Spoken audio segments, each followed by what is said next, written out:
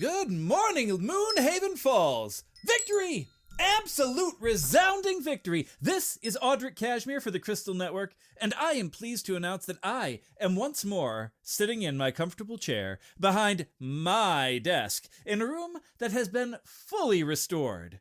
The Moonhaven Phantom has been unmasked, and it turns out his greatest weakness was the same as mine, a love for the spotlight. Hats off to Elara Meadowlight. In a stroke of absolute tactical brilliant intuition, she realized the thief was targeting famous landmarks and people to generate the biggest headlines. So, 2 nights ago, the guard set a trap. They didn't guard the jewelry store. They didn't guard the mayor's house. No. They staked out my home. And sure enough, 2 o'clock in the morning, a shadow descended from the sky. Not a bird. Not a ghost, but a man, using a ring of featherfall to drift down from the cliffs above Bahamut's plateau. He had been jumping off the heights of the falls, gliding over our heads, while we were all watching the bridges. He would land silently on the rooftops, do his shopping, and then, and this is the clever bit, load everything into a small skiff hidden in the rocks downstream. He had a safe house about 1.5 miles downriver where he'd hide the loot, and then row back to Moonhaven the next morning, posing as a fisherman coming to market.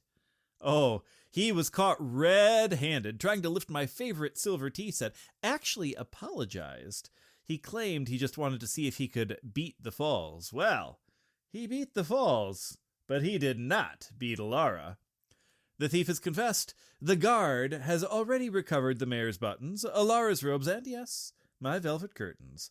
Now Elara Meadowlight has informed me that she is working with Elara Meadowlight to commission a dome of deflection. It's not up yet, but soon. Soon, a magical veil will cover the town, and anyone trying to base jump into our streets will find themselves gently slid through the air and deposited right into the holding cells at the bridge junction. So, have a wonderful day, Moonhaven. The sky is being closed, the bridges remain secure, and the Phantom is currently learning how to clip buttons in a jail cell. This is Audric Cashmere with the Crystal Network.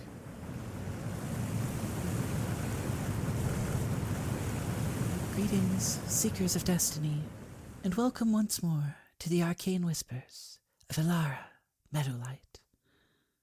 18 days have been joined to the road of fortune, carried on the gentle currents of fate, since the vibrant, empowered rainbow began its glowing arc over Moonhaven Falls, a testament to the stable magic now flowing through our land.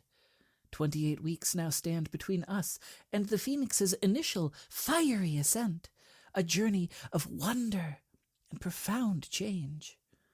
Today, however, the very sky above Moonhaven has delivered an omen of immense power. A creature born of storm and spirit. For a lone trapper, venturing deep into the foothills of the Dragontooth Mountains, has returned with a tale that chills and awes in equal measure. A thunderbird was sighted, soaring majestically through the clouds, its colossal wings beating like thunder, lightning crackling in its wake, though no storm gathered. It was a brief, breathtaking vision of raw, elemental power, a creature of myth made manifest. The thunderbird is a herald of monumental change, a bringer of powerful storms and profound renewal, a protector born of the very sky itself. Its appearance now, after the stabilizing magic of the rainbow, suggests that the great forces stirring are finding their ultimate, untamed expression, and that destiny may demand a mighty and elemental response. A special note on the Thunderbird sighting. The sighting of a Thunderbird is an omen of unleashed, raw, elemental power, inevitable and sweeping change, and a call for profound courage in the face of nature's might. Where the rainbow signifies a stable magic, The Thunderbird is its wild and untamed counterpart, a force that purifies and transforms. For all, this signifies a period where forces beyond ordinary control will make their presence known, demanding adaptation, courage, and perhaps a recognition of the inherent power within creation itself. Be prepared to face the awe-inspiring and the challenging. For those of you born under the sign of the Whispering Willow, that is, mid-spring to early summer, the Thunderbird's form purifies your growth, urging you to root deeply against monumental and cleansing change.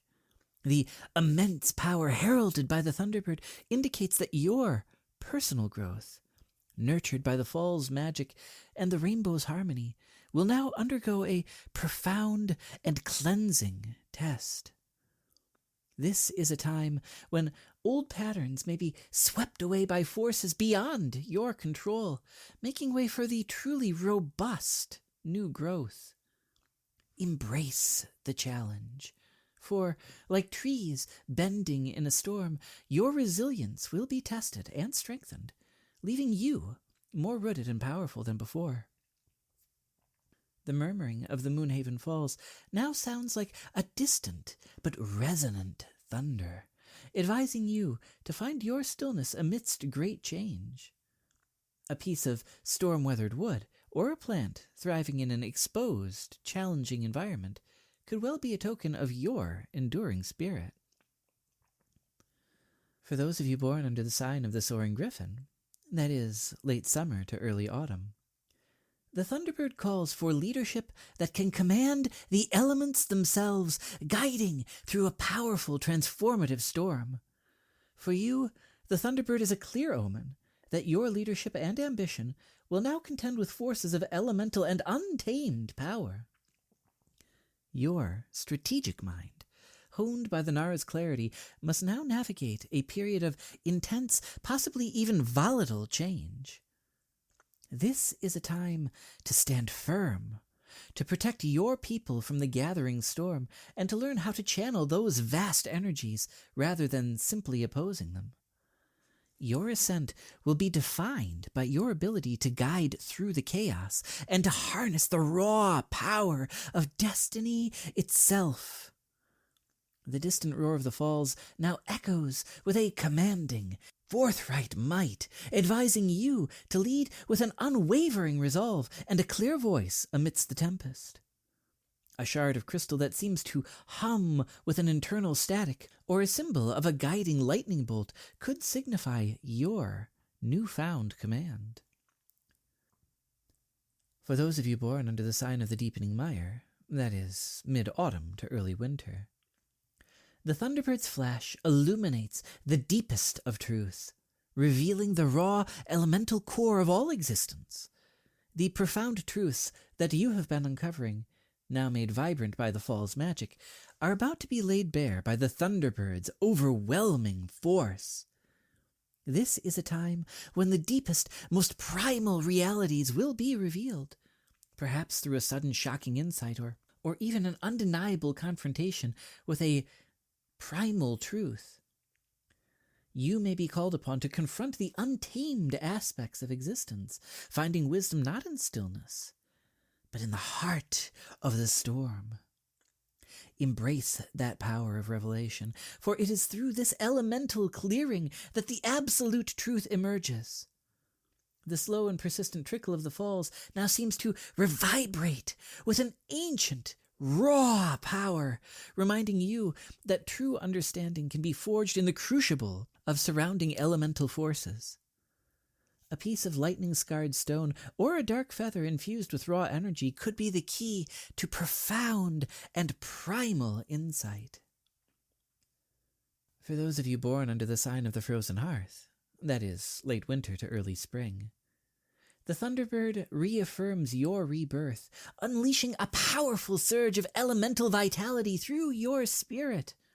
Your magnificent rebirth, now infused with the fall's living magic and crowned by the rainbow, is about to experience a profound surge of elemental power.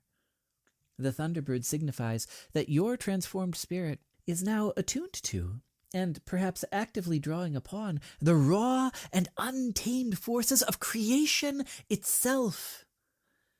This is a time to embrace that immense power within you, to allow your spirit to surge with that untamed vitality, to know that your resilience is capable of weathering that storm and emerging stronger out the other side.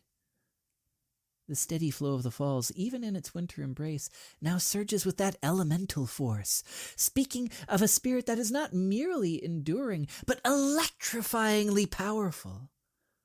A piece of wood or a stone that seems to hum with a primal energy. Even a sudden or unexpected surge of invigorating power through your being could be a testament to your awakened elemental strength. Please remember, these are but whispers from the cosmic currents, glimpses of that which may be, the choices that you make, the actions that you take. These are the true shapers of your destiny. May the light of the moon guide your path, and may your journey be filled with discovery and fortune, especially as the mighty Thunderbird takes flight above Moonhaven Falls. This has been Elara Meadowlight with your Omen Outcast. Good afternoon to the citizens of Moonhaven Falls and the surrounding area. This is the scaled sophisticant himself, Ignis.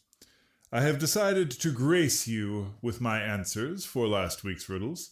They were, in order, a map, a fire, and the letter E. This week, I have decided to change things up a little bit, as the answers to my riddles were bandied about, even sold, I am told, and this, of course, cannot be borne. So now, the riddle will change on a daily basis. And to begin with, I think we will start with an old one that's still dear to my heart. This one thing all things devours, birds, beasts, trees, flowers, quiets music, stifles sound, and it wears tall mountains down. What am I? I'll see you on the mountain, Moonhaven.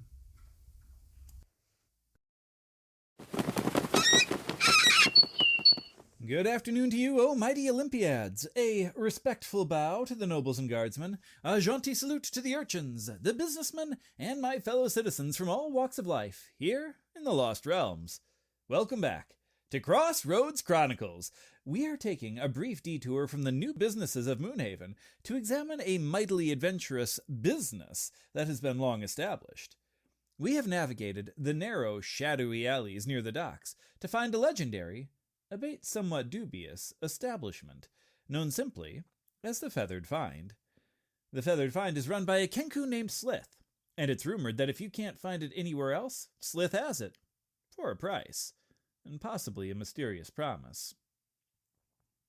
Slith, thank you for allowing us into your establishment. The aroma is quite distinct.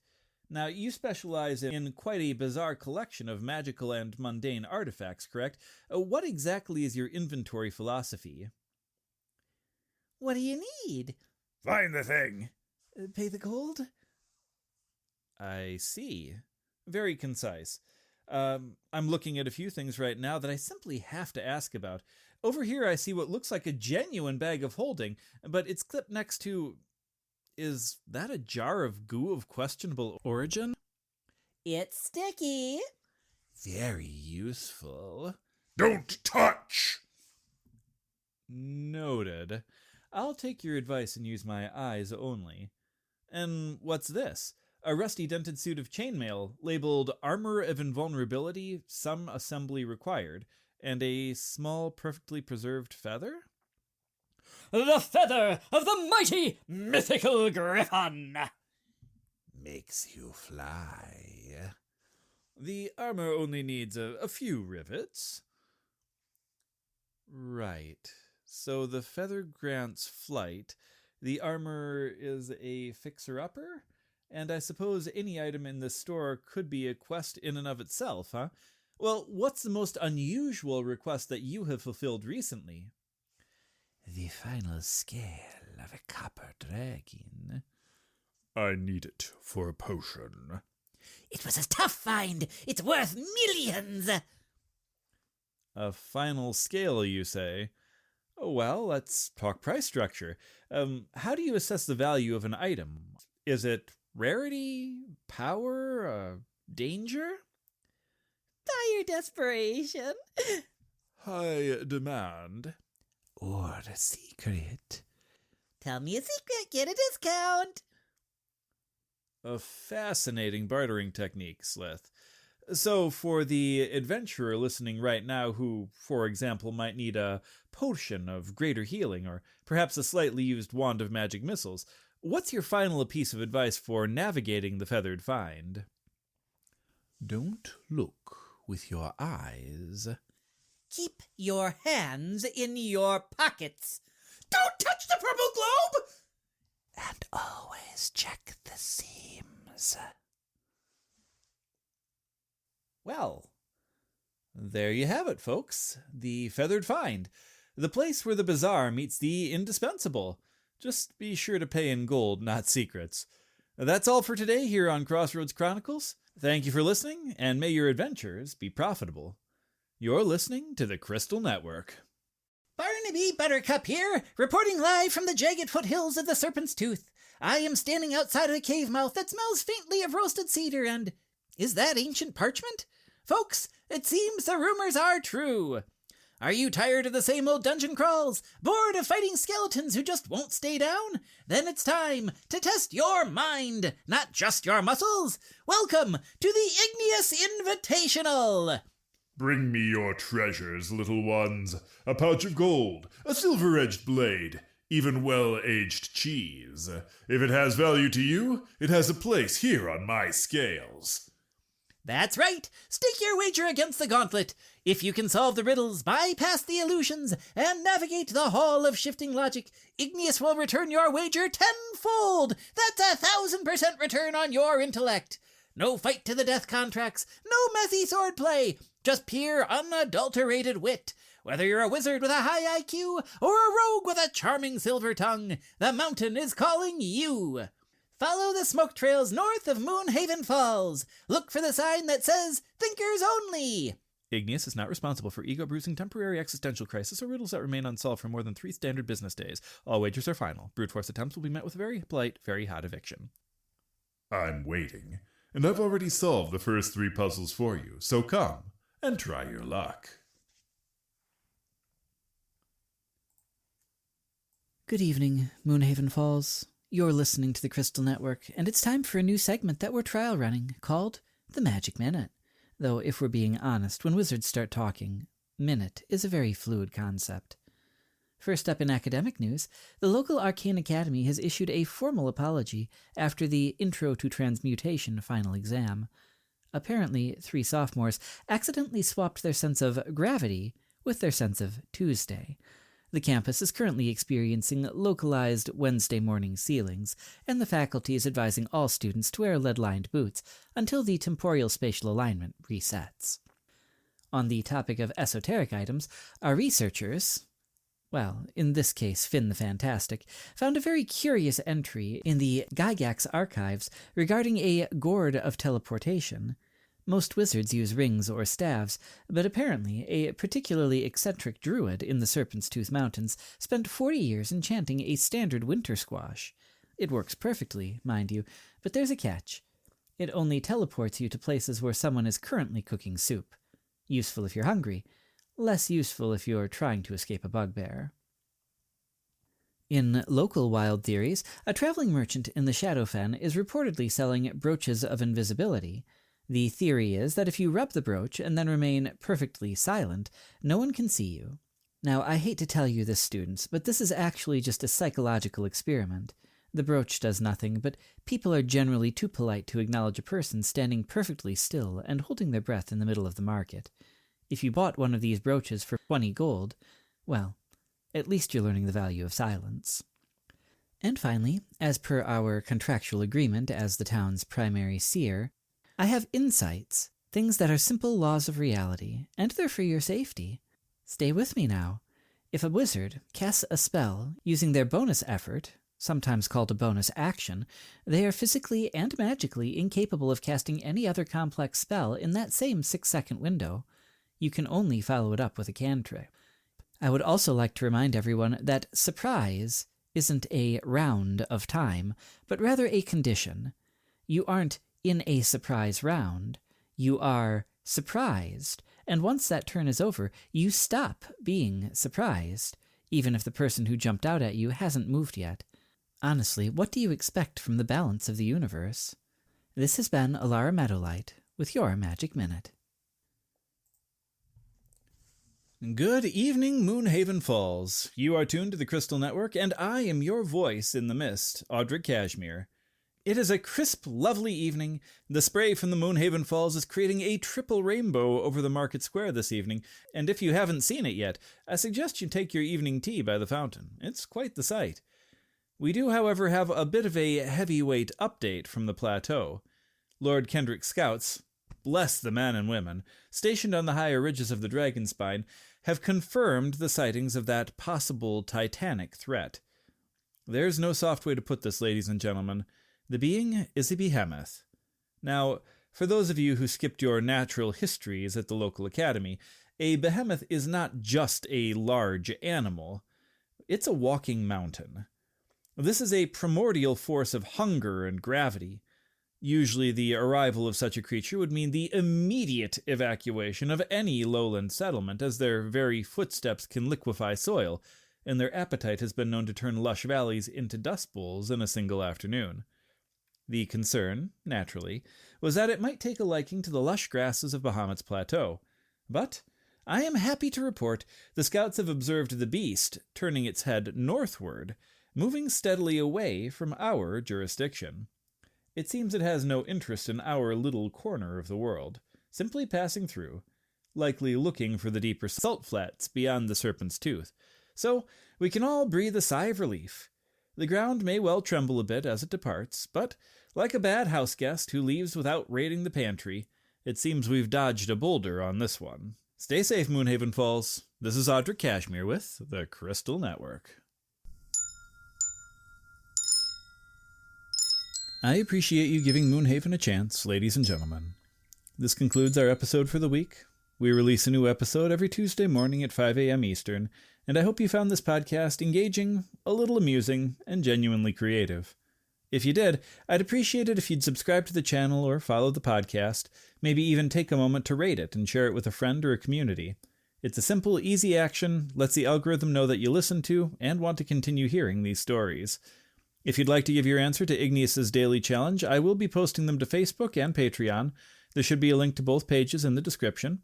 As a heads up, we have also begun a question of the week over on Facebook, where we ask you about things like your favorite retired personal character, or how your party would solve a challenge. If you'd like to engage with a specific character, or even just the channel in general, please pop in, say hello, and let me know what your favorite segment is. Also, please keep in mind that I do personally write, edit, and produce all of the content for the show, with the occasional guest appearance from my wife and children. So, if you'd like to buy me a cup of coffee, or Timmy a cup of cocoa per month, as encouragement to continue creating it, believe me, we gratefully accept. Thank you to all of our supporters, especially the increasing number of you who have reached out to tell me your favorite segments.